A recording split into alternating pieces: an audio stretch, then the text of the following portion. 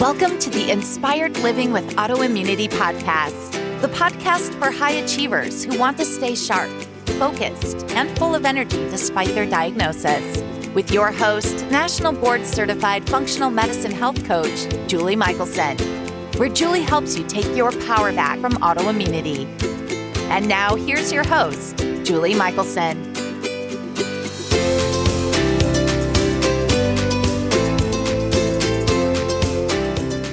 Welcome back to the Inspired Living with Autoimmunity podcast. I'm your host, Julie Michelson.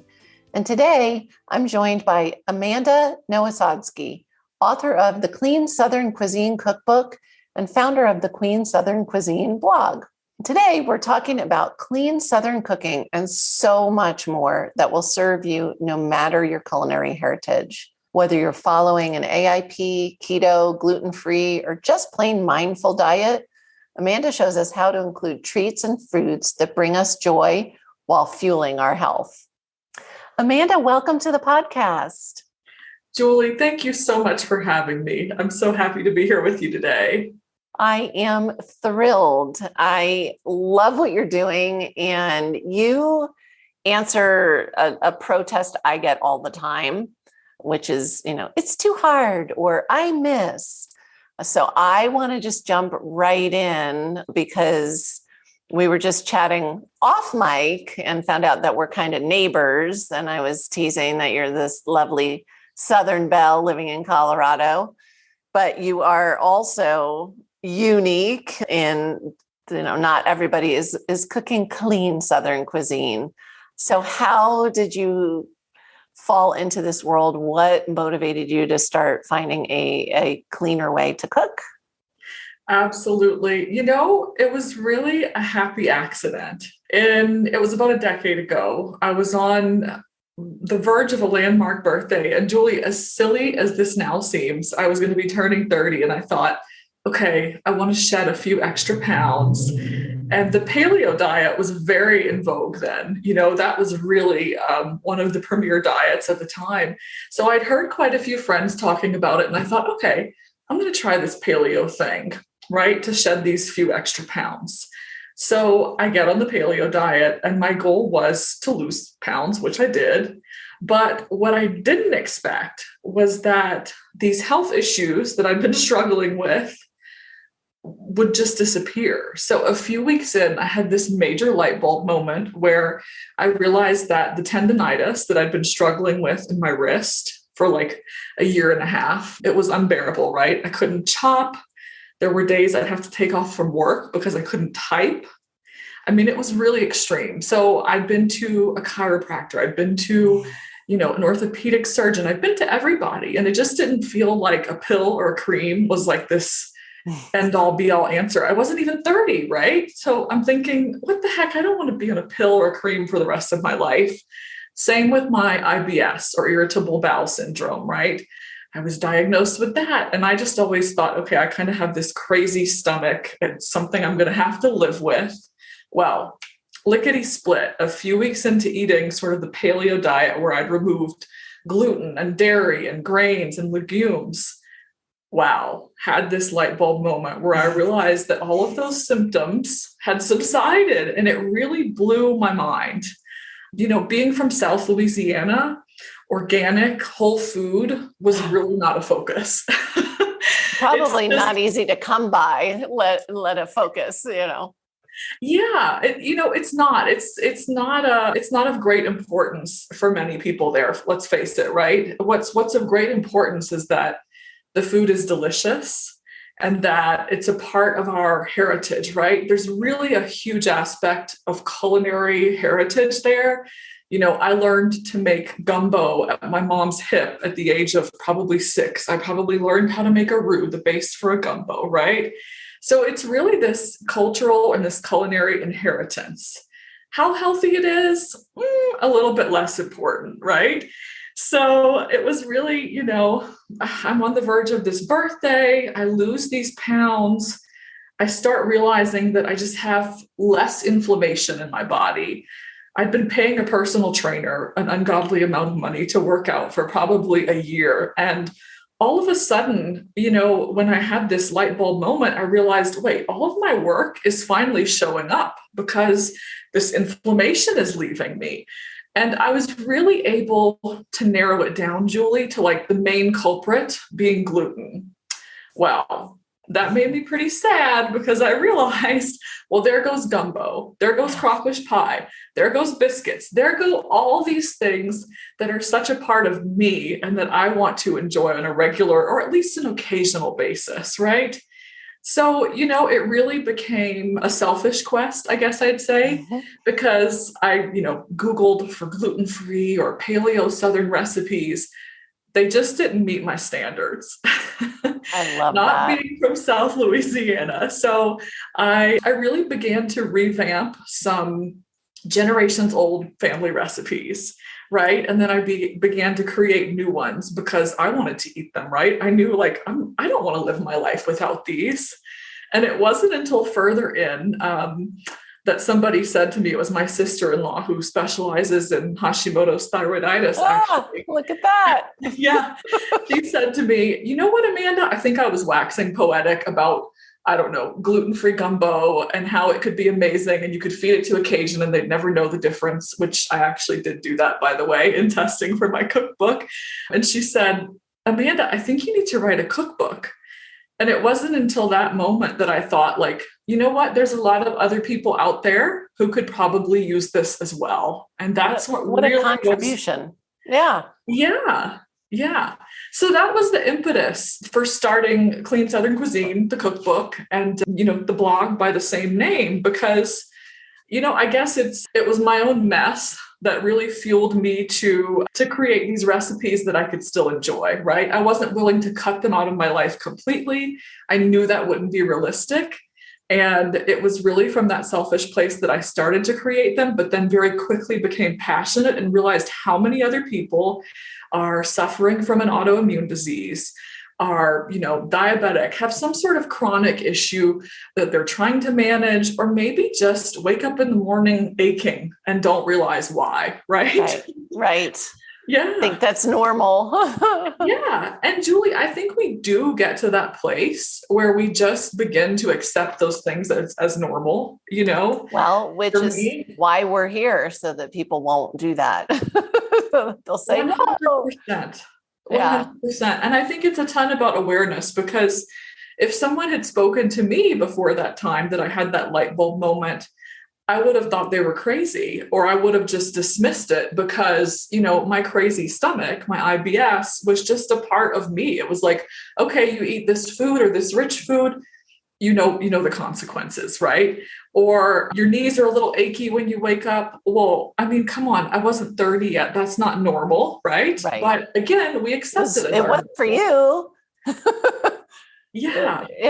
I'm so with you. We have so many fun overlaps and crossovers. First, finding out we're neighbors. I too found out about my celiac actually as a happy accident. I went gluten-free to support my son when he was diagnosed. And same thing, I was on 10 prescriptions that weren't helping, but it was like, oh, I feel a little better gluten-free. My joints don't hurt as much. And so that was awesome. What you're doing is such a contribution.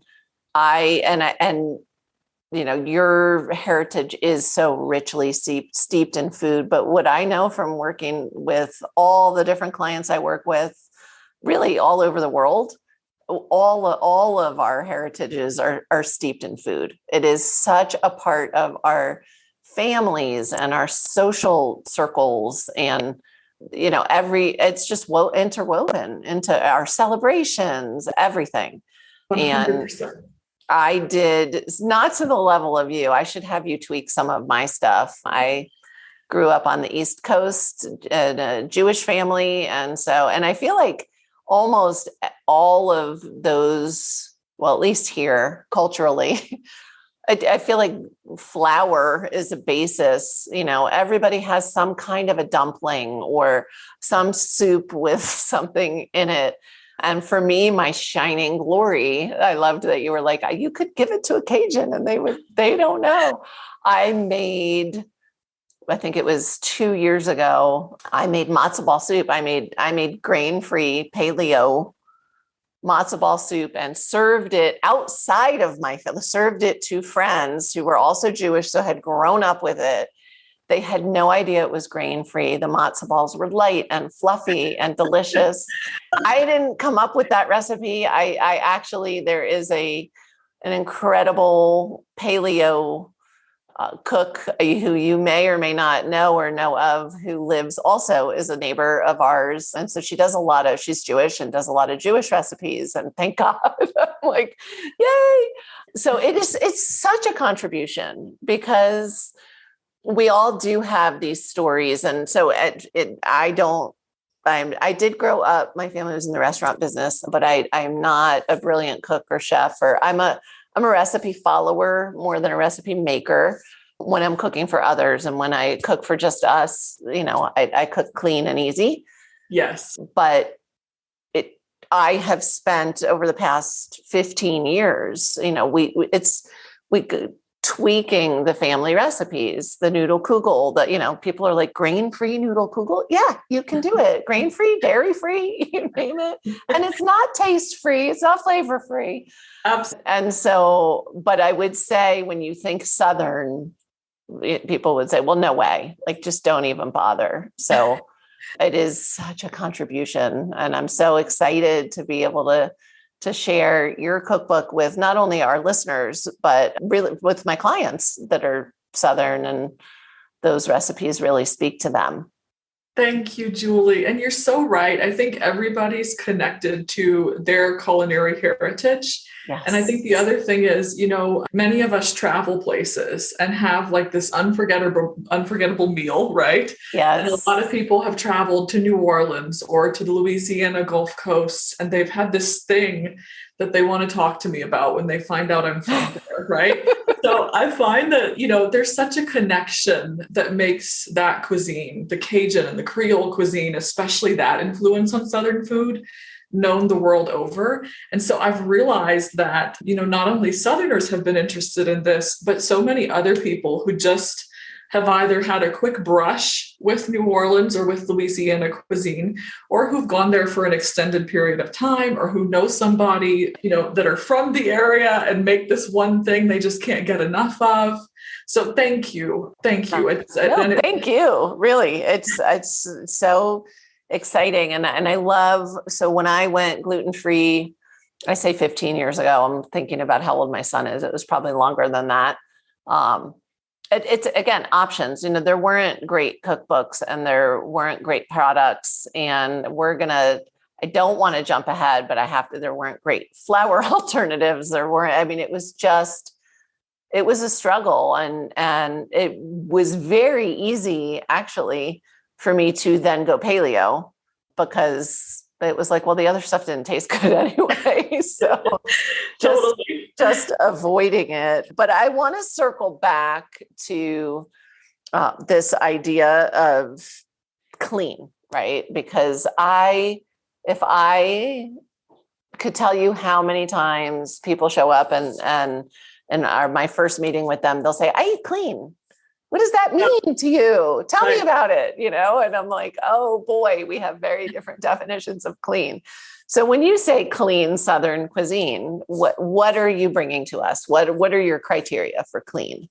Absolutely. So for me, it's always going to be gluten-free, because as I mentioned, for myself, I identified that gluten was a major culprit. And I'm sure you probably have seen in your practice and in food sensitivity testing that it is for so many of us, celiac or not, right? Oh, absolutely. It's the one, and I do have there's a short list of foods that I think everybody, if interested, it does best to avoid. But I say, and especially working with the autoimmune community, that is, I'll say we all should have, and I use food testing, and we use all of it, and elimination diets, and everyone needs to figure out for themselves. But without a doubt, and my listeners are probably rolling eyes because they know what's coming, because I say it all the time, the one thing across the board, everybody with autoimmunity or autoimmune in your family or chronic inflammation should avoid is gluten, period. It's just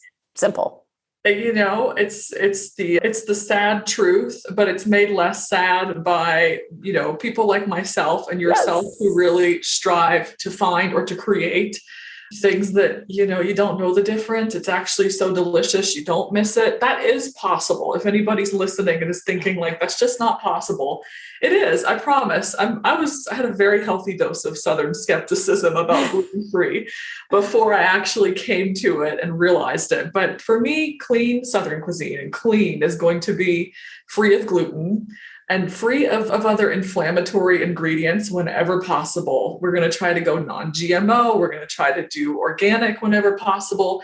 And also we're going to try to make these things as nutrient dense as possible. And here's the caveat, the big caveat for me in testing all of these recipes rigorously was that they needed to maintain a traditional taste and texture.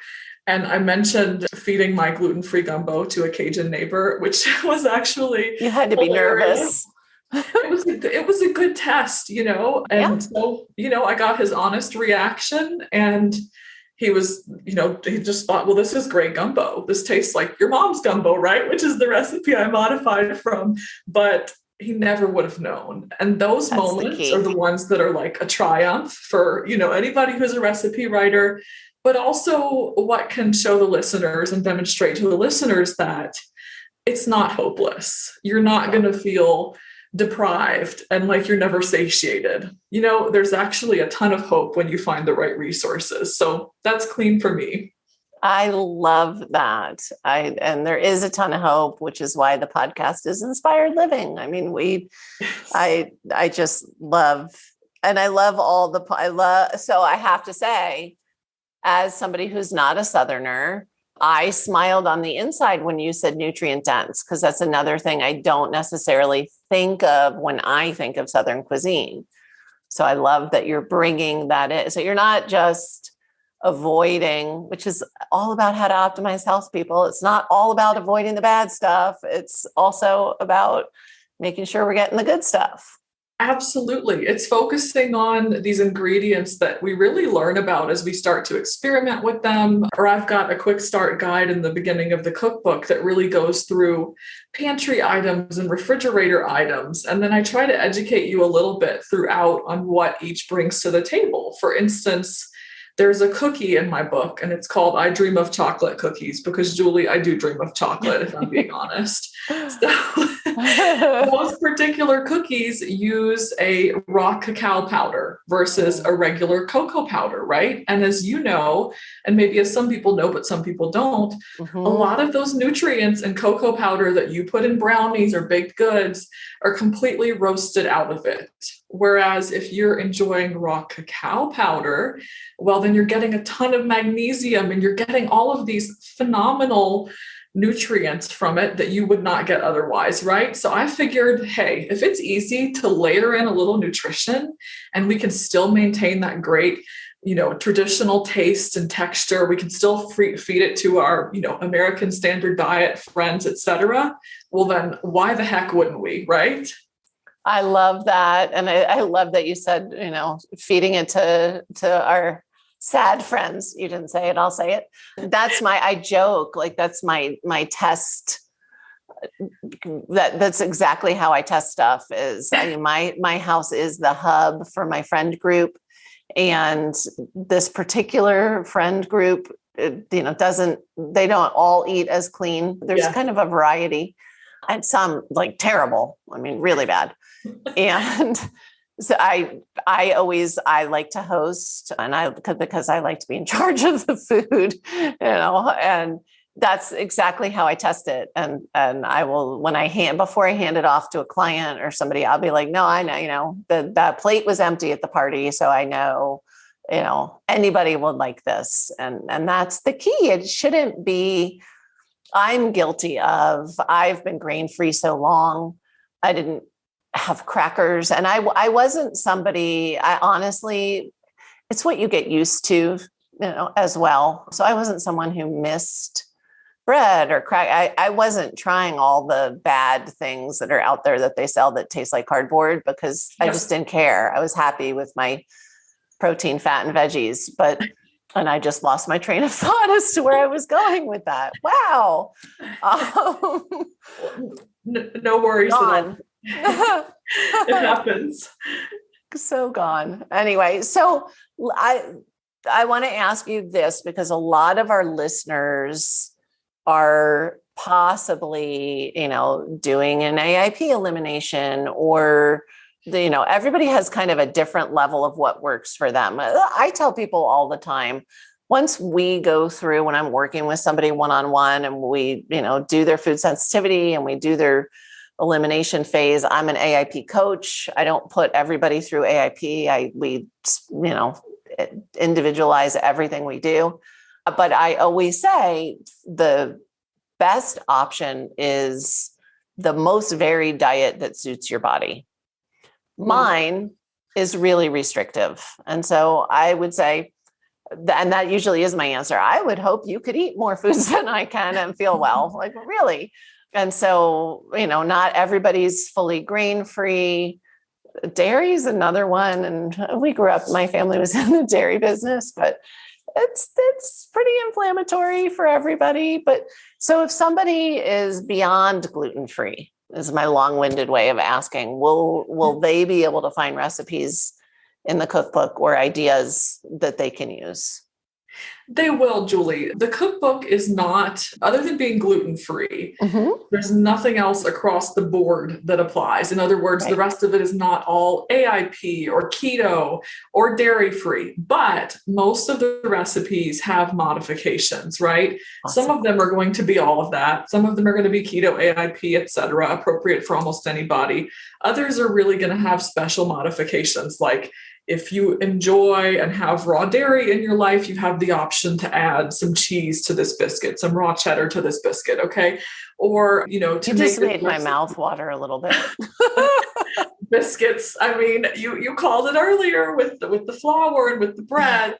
There's also going to be notations about to make something AIP friendly, substitute, a flax egg for an egg or what have you. There's lots of substitutes. So yeah, the answer is yes. I didn't want to take it all in one direction of AIP or keto, et cetera, because I wanted it to be accessible to more people.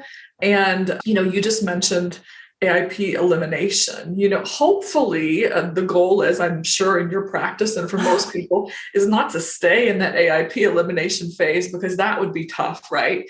And I know for myself, if I weren't able to have like these special occasion foods that I would call like sweets or treats, like biscuits or a fabulous cookie. If I weren't able to do that ever, I would probably fail miserably. So it's not that, right? It's not that you have to, incorporate these into your diet every week, or that I'm even suggesting that. I'm not. But, when you sit down to the holiday table, one of the things that's most looked forward to, I think, in any culture is going to be some sort of bready item, like a biscuit or a roll or, a fabulous, bread from scratch, right? So it's good to have these resources, even if they're not going to be a part of your everyday life, or they're not going to be a part of your AIP elimination phase, or maybe your AIP everyday diet that, as you mentioned, find the thing that works best for your body, but you're eating the most, varied diet that you can. I love that, because I think it's also so important for us each to figure out what works for our individual selves. And I love it that functional medicine practitioners like you can really help us to dig down into that with food sensitivity testing, et cetera. And I mean, knowledge is power, isn't it? And knowledge is also power to really enjoy and incorporate some delicious things when you've got that knowledge at your fingertips. Absolutely. I call those my sometimes foods. So I have foods that I know they're a little bit inflammatory for me, and I allow myself to have them thoughtfully on occasion. And for me, it's not even breads, and it's tomatoes. Oh, yes. Or, nightshades. I grew up in New Jersey. I'm a Jersey girl. I love tomatoes. They don't seem to love me. But if I eat tomatoes, and that's how I would define a sometimes food is, and when I say sometimes, I mean like a handful of times a year. Like I am, for me, but that's because I am who I am and I do what I do for a living. Yes. And so I know if eating tomatoes 2 days in a row, if I can feel it, that means that even when I eat them once and can't feel it, it's doing something. Absolutely. So I limit that, but I totally agree with you. And this has been confession time for me. It's been a process for me. I joke, I'm a kinder, gentler coach than I used to be. I used to be very much like, just do it. And why do you need a biscuit? And why do you need it? And now I get it. I'm like, you know what? Everybody has a different level of need of variety of treat or what is a treat? Maybe not everybody can really think of the strawberry as a treat. Like, it's okay. And so it is so important to have those go-tos so that they don't just throw the towel in and say, well, forget it. This is too hard. Absolutely. When I couldn't agree more, I love it that you say you were a tougher coach at some point, because I get it. When you're really into it, you can almost have a level of insensitivity to like, okay, well, I'm doing it. It's working for me. I'm thriving. I'm seeing all of these benefits. Why can't you understand? Right. Yeah. But when you're on the outside of that and you haven't experienced the benefits, I feel like it's especially hard to really just jump all in. It takes a level of, I guess, trust or risk, right? And just, throwing yourself at it and realizing like, okay, everybody's saying it's going to be worth it. I guess it will be worth it. Yes, absolutely. And part of it too, to be totally probably more honest than you were hoping for, is it is such a pattern, because I see it with my clients now all the time. I was coaching at the time how I was living. And I was living extremely restricted because I went from so sick to so well that I didn't trust my body to be able to handle. I didn't want to risk it. Absolutely. And so I actually tease, at that phase that you were just talking about, when we're getting ready to jump into an elimination and people are panicking. I don't know if I can do this. Is it really going to work? And I joke, I have a couple of clients. It's funny what makes sense. They're accountants, and they were literally, I think, the only clients I've had that have started, I never give an X amount. I say at least 30 days for the elimination. That's it. And we talk about why and how we'll know and all of that. And they start counting, day one, day two, they're like, and I'm like, you're counting to what? We don't know yet. Like, stop counting. Why are you counting? But I always have to convince people in the beginning when they're in that phase, like, you don't believe me now, but I am going to have to really encourage you to do your reintroductions, right? Because people don't want to rock the boat. Totally. But it's where you learn what treats can you put cheese on your biscuit, people? Yes. You want to know that, right?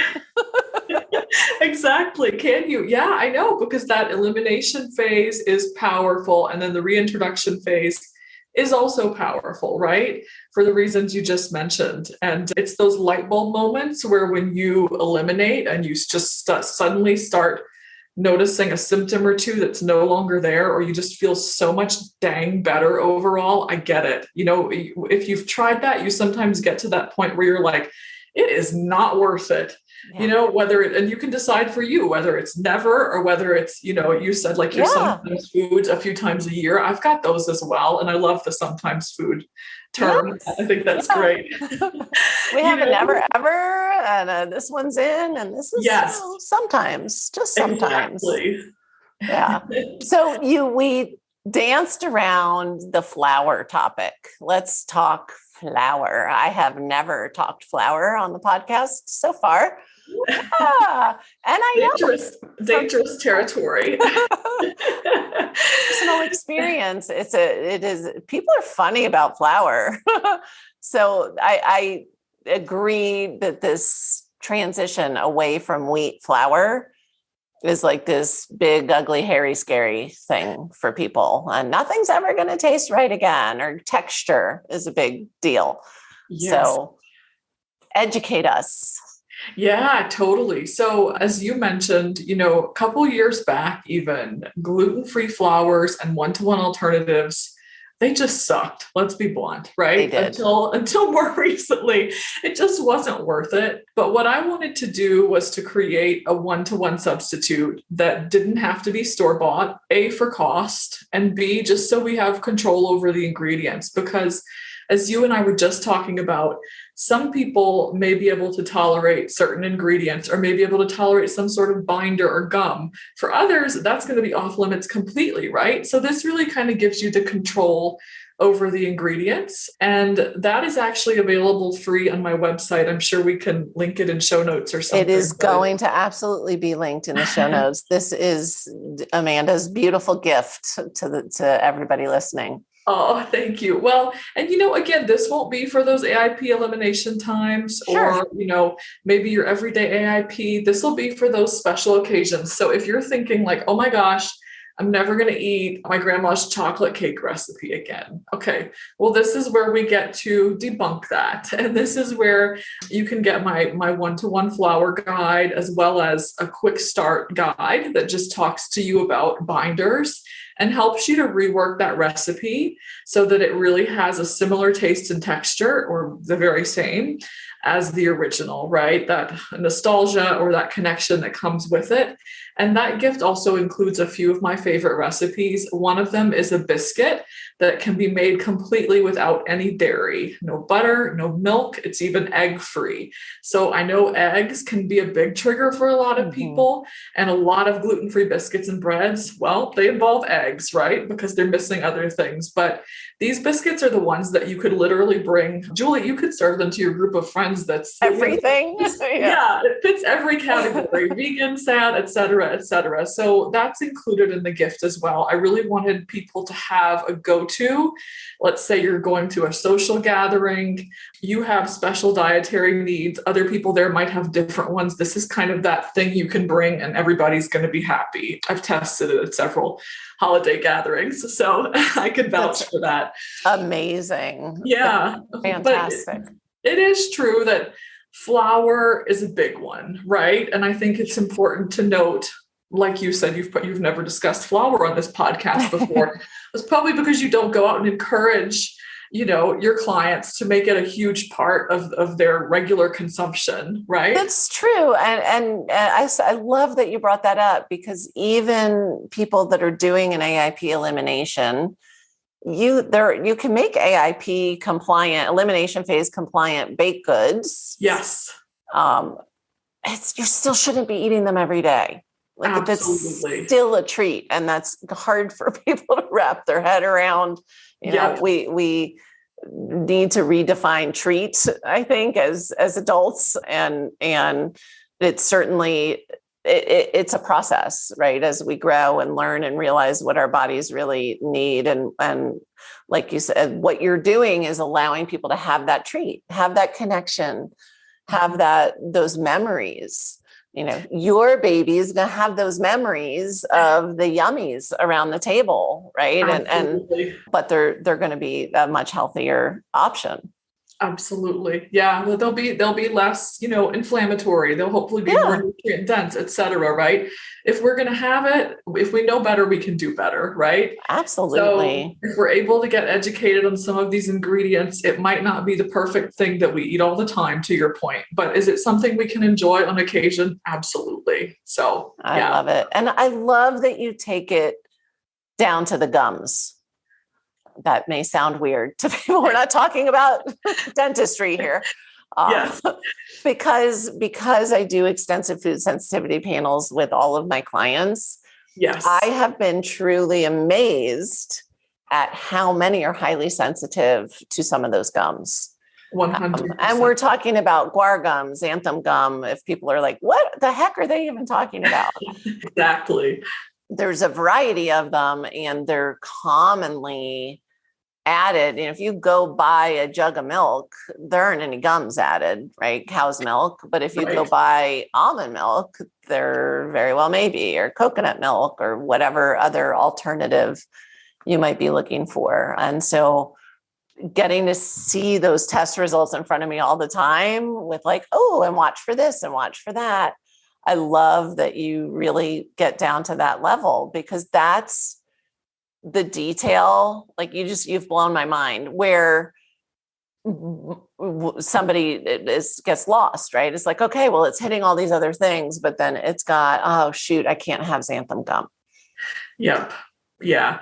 And that's, that's something I've struggled with as well, because I've noticed that I can be slightly sensitive to certain gums. And when I realized that, it was like, okay, well, then what else can I use in place of, or can it just be eliminated in this recipe, right? And, you can still make phenomenal gluten-free goods without xanthan gum. Now, Right. Let's say that that's one of your sometimes ingredients, maybe like you're going to have Right. it once or twice or 3 times a year because it just really enhances the texture of something. Great. You're equipped with that knowledge, and then you'll be equipped with my little table that tells you exactly how much gum to add to achieve the perfect, whether it's a pizza crust or a cookie or a cake, those take different amounts. So basically I've taken out all of the chemistry of it for you. I never liked chemistry in school, but I do like it. Now you got into it. Yes. Well, and they say, I mean, it is, you need chemistry in the kitchen. You just do. So I love that. That's amazing. I have so many things I want to ask you about. I'm like, oh, which way should I go? And I want to make sure, I know the gift will be in the show notes. Where can people get the book? Absolutely. It's on Amazon. So if you Amazon Google, as I say, if you Amazon search Clean Southern Cuisine, it should come right up. And yeah, it's prime shipping. Doesn't get more convenient than that. It is absolutely wonderful. I'm telling you guys, get the book. Mine is on the way here, or else this would have been a 3-hour episode, because I would have all the questions about all the recipes, but I am super excited to play with it. And not being a Southern girl, I know my standards aren't that high, but knowing that the recipes are so high standard, I would even invite my Southern friends. So it'll be fun. That's high praise. Thank you. So if someone's feeling overwhelmed by just this idea of clean eating, where do you recommend they start? Julie, I think it's not necessarily an action. The longer I do this, the more I realize this. It's something we touched on earlier. Where they start is actually just one thing that they need to remember and remind themselves of, which is it will be worth it. Love that. Right? It will be worth it. It might be tough. We're not saying it's going to be super easy.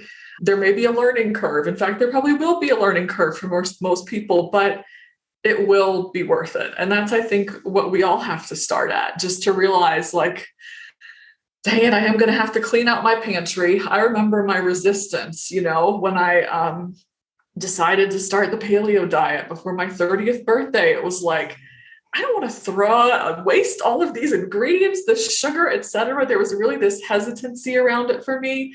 And I wish somebody had told me that, right? Like, it will be worth it for more reasons than you probably can even fathom right now. Yes. So I love that. Absolutely.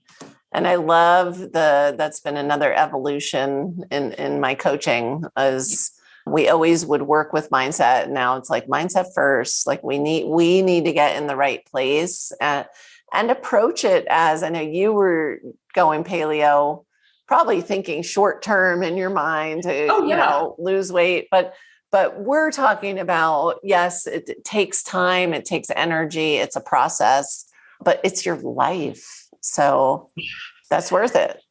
Yeah, there's almost no better gift that you can give to yourself. I guess there are plenty of gifts you can give to yourself mentally, gratitude practices, all these things that I think affect our health. But, for me, especially growing up in the South, and I'm sure it's the same for people that grew up in plenty of other places where maybe the focus wasn't on healthy food, but it was like on really good food.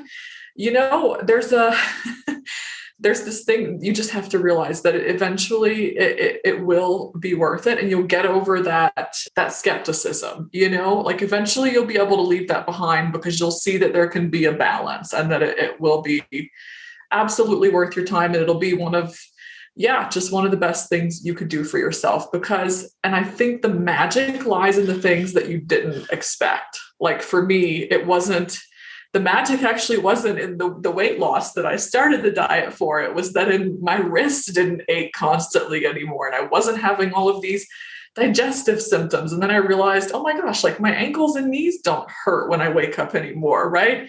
I think the magic really lies in those unexpected moments where you for yourself can finally make that connection. So I love that. That's amazing. And when you were telling your story, it always blows me away when you added in the IBS. I just had this conversation with somebody. I had gut issues, shocker, my whole life as well. Just did. My oldest, who was the first in the family to be diagnosed with celiac from infancy, probably through age 3, had horrible, like violent reflux. And a poor baby. And it was just, I'm sorry, we do the best we can with what we know, right?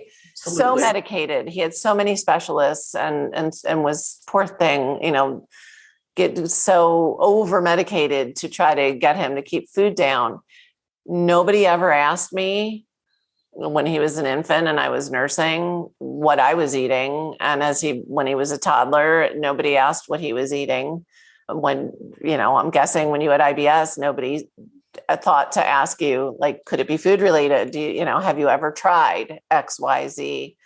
And so that seems so obvious now in hindsight that may be something people do expect. But like you said, whether it's the aches and the pains, energy, better brain fog lifting. Yes, literally your skin clearing, you name it. I can't think of something that you may not even think of as a quote unquote symptom that may not improve. It's the sky's the limit.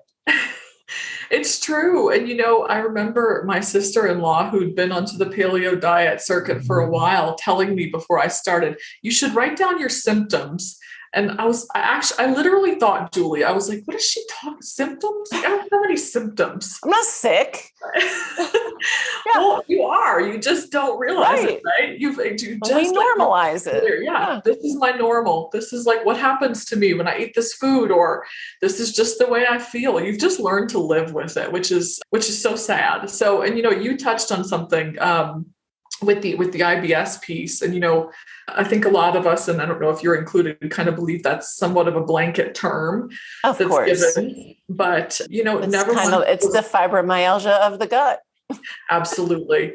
And we don't know. We'll just call it this. We'll just put it under that category. Yeah. File it there. So, I was never once asked about food by a conventional medicine practitioner, right? And like you said, there's a lot more knowledge out there now and just awareness around the connection.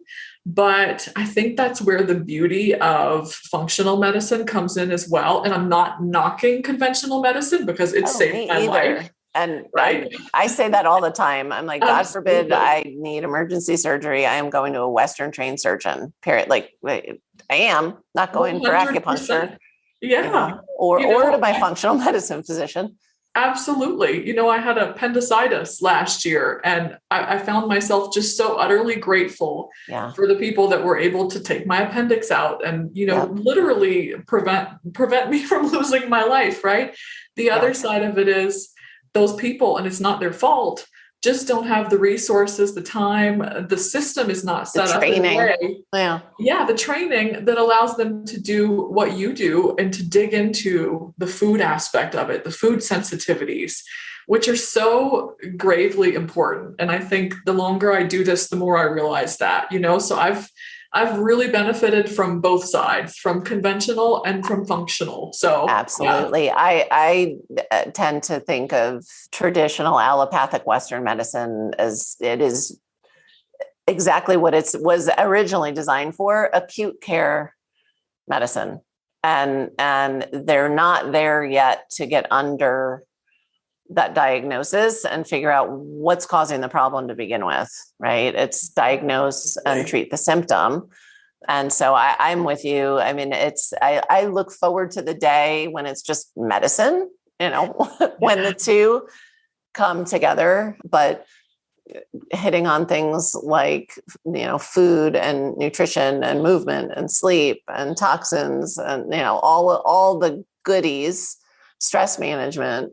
That's a piece I think they're finally starting to notice, maybe asking people, how their stress level is or what they're doing about it. But yeah, I had surgery 2 years ago as well, and was so grateful for my GP, who has been my doc for years and years, and my surgeon and all of that. So I always thank you for bringing it up. I'm usually the one to clarify.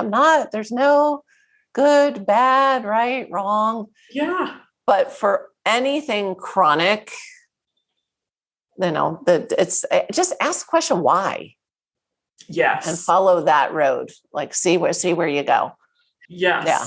And if you don't get a why, then know that you need to go and look outside of that resource, right? Yes. Because it's not their fault. Maybe it's systemically flawed, if you will, in my opinion, because some of those doctors are not allowed or trained to sit there with you because of the way that insurance works. And, right. it's really not, it's not their fault. Some of them are just kind of confined by this system. I don't know if you would agree. Oh, I think they're extremely confined by the system. And there's no way in 15 minutes they can. And again, it goes back to the training. That's not how they're trained. They're trained to name what's wrong, diagnose it. And I had a doctor on the podcast who had said when she was practicing Western medicine, she genuinely felt like she wasn't doing her patients a service if she didn't give them a diagnosis and a prescription when they came in. And so, we're all learning and doing the best we can. And I am with you. My babies were delivered by a Western trained doc, and I'm using Western as we're talking about allopathic medicine because a lot of functional medicine practitioners are MDs, DOs, Western trained that have converted, if you will. Yes. And so yes. I do believe, I don't know that it'll be in my lifetime, but I believe very slowly we're at the beginning of the road of all of that merging to, as I said, where it's just medicine, where we get back to, there was a time when people knew, what you put in your body and how you treat your body matters. Absolutely. Oh, gosh, Julie, fingers, every part of my body is crossed that we can get back to that sooner than later. I agree. We're hopefully going in the right direction. I think the more we have these conversations and the more each of us figures these things out, it's the ripple effect. For me, I get such joy when my clients get better. But then knowing, that now their kids are growing up completely differently than they would have, and they're talking to friends, and this is how we're doing it. We're going to move the needle. Yeah, absolutely. It's that raising that awareness, even if it seems grassroots sometimes. Yes, absolutely. So what you already gave us one, but I guess this is going to be an opportunity to either repeat it or give us another one. I always like to close with that one step that listeners can take starting today to start to improve their health. Absolutely. Other than the one that's my favorite, which is that it will be worth it, I'd say the next step is just take the time to put a little bit more thought into it. So if you're in the grocery store and you're feeling overwhelmed, take the time just to turn over that package and look at the ingredients, right? That's a big one, because I know that you're not always going to want to pick up my cookbook and make something that evening, right? I know you're going to be in the grocery store pinched for time sometimes. And I think one thing that you can just really do to start to raise the awareness for yourself is flip it over or flip it to the side and look at the ingredients, because again, it sounds so cliche, but knowledge is power. And until you start to figure these things out, then you're going to be right where you're at. So just take the time for yourself, do it for yourself. My husband always says self-care is not selfish. And I think that's so wise. I love your husband already. Yeah. Well chosen. Good job. It's so true. And as soon to be parents, so you guys should hang that in your house because it is so true. Oxygen mask on you first. Oh gosh, yeah. You might need to remind us of that once we get underway with this parental journey. But for sure. when you think about self-care, that is a form of self-care. Self-care doesn't have to be going to the spa, right? It can literally be being in the grocery store and taking the time for yourself to flip that package over and start to understand what you're putting in your body. So I think that would be my number 2. Oh my gosh. Amazing, amazing advice. And that alone will change your life too, because I think I've shared this before on the podcast because it was my shining moment as a mother. Was my daughter called me one day. She was probably a senior in high school, maybe a junior. And the kids had hit the grocery store for lunchtime and, to grab snacks for lunch. And she called and literally said, "You've ruined my life." And I said, "Well, that's good to know. What did I do?" And she said, "I found this." I don't even know what it was, at the store that I really wanted. And then I read the ingredients and I couldn't possibly put it in my mouth now. And I was like, mic drop. I am done on this earth. Yes. Go mom. She has no idea I tell that story all the time, but she thought she was calling to complain and she literally made my day. And that was, 6 years ago, probably. So, absolutely. Yeah. Absolutely. So read those ingredients. Yes. So before we wrap up, we will have all the links in the show notes, but for those that listen on the go and aren't going to take the time to look at the show notes, where's the best place for listeners to find you? Sure. If folks like to connect through social media, they can find me on Instagram or Facebook. My handle's @Clean Southern. And they can also find me on my website, cleansoutherncuisine.com. But I think that, some people struggle with cuisine. So spelling is not one of my strong suits either. So social media @Clean Southern is really simple to remember. And I look forward to connecting. Wonderful. Amanda, thank you so much. You have shared some amazing tips with us today. And I know I am inspired. I am sure listeners are as well. Well, thank you, Julie. And your work inspires me as well. So thank you so much for having me. My pleasure. For everyone listening, remember you can get the show notes and transcripts by visiting inspiredliving.show. I hope you had a great time and enjoyed this episode as much as I did. I will see you all next week. Thank you for listening to Julie Michelson's Inspired Living with Autoimmunity. Did you enjoy this episode? Please like, share, and subscribe wherever you listen to podcasts. If you'd like to get a transcript of this and every other episode, just head on over to inspiredliving.show or click on the link in this episode's description. There, you can also find everything we discussed in this episode, including links and information about our guest. You can even send in your questions to be answered by Julie in a future episode. That's inspiredliving.show. Until next time, this is Julie Michelson's Inspired Living with Autoimmunity podcast, helping you take your power back.